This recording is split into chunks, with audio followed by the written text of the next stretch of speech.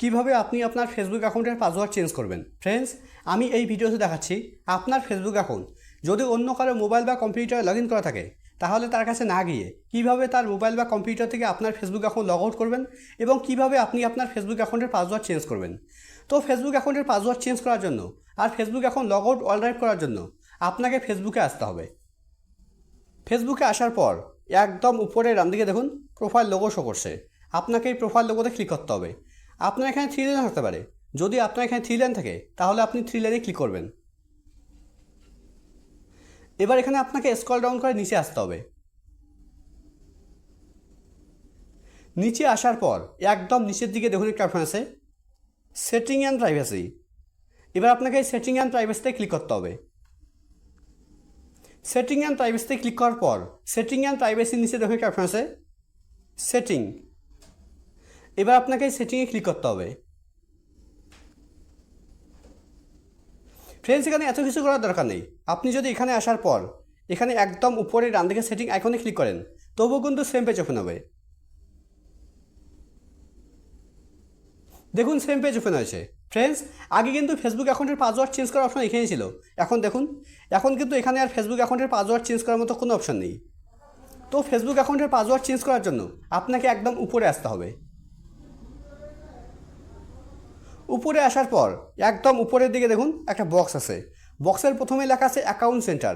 নিচের দিকে দেখুন লেখা আছে see more in account centre. এবার আপনাকে সি মোর ইন অ্যাকাউন্ট সেন্টারের উপরে ক্লিক করতে হবে। সি মোর ইন অ্যাকাউন্ট সেন্টারের উপরে ক্লিক করার পর এবার এখানে নিচের দিকে দেখুন একটা অপশন আছে পাসওয়ার্ড অ্যান্ড সিকিউরিটি। এবার আপনাকে এই পাসওয়ার্ড অ্যান্ড সিকিউরিটির উপরে ক্লিক করতে হবে। পাসওয়ার্ড অ্যান্ড সিকিউরিটির উপরে ক্লিক করার পর এবার এখানে প্রথমে দেখুন একটা অপশন আছে চেঞ্জ পাসওয়ার্ড।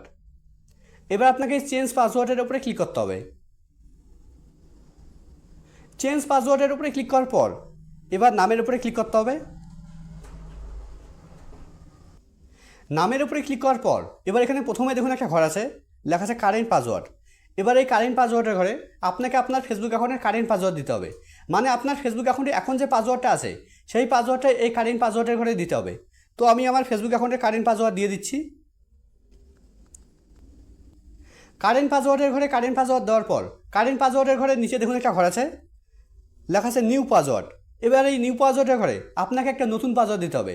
আপনি আপনার ফেসবুক অ্যাকাউন্টে এখন যে পাসওয়ার্ডটা রাখতে চাইছেন সেই পাসওয়ার্ডটা এই নিউ পাসওয়ার্ডের ঘরে দিতে হবে। তো আমি এখানে একটা নতুন পাসওয়ার্ড দিয়ে দিচ্ছি।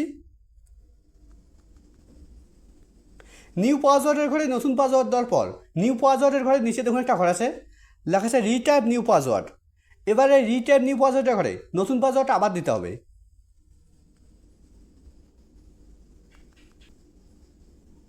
পাসওয়ার্ডের ঘরে পাসওয়ার্ড দেওয়ার পর এবার পাসওয়ার্ডের ঘরে নিচে দেখুন একটা টিক দেওয়া আছে।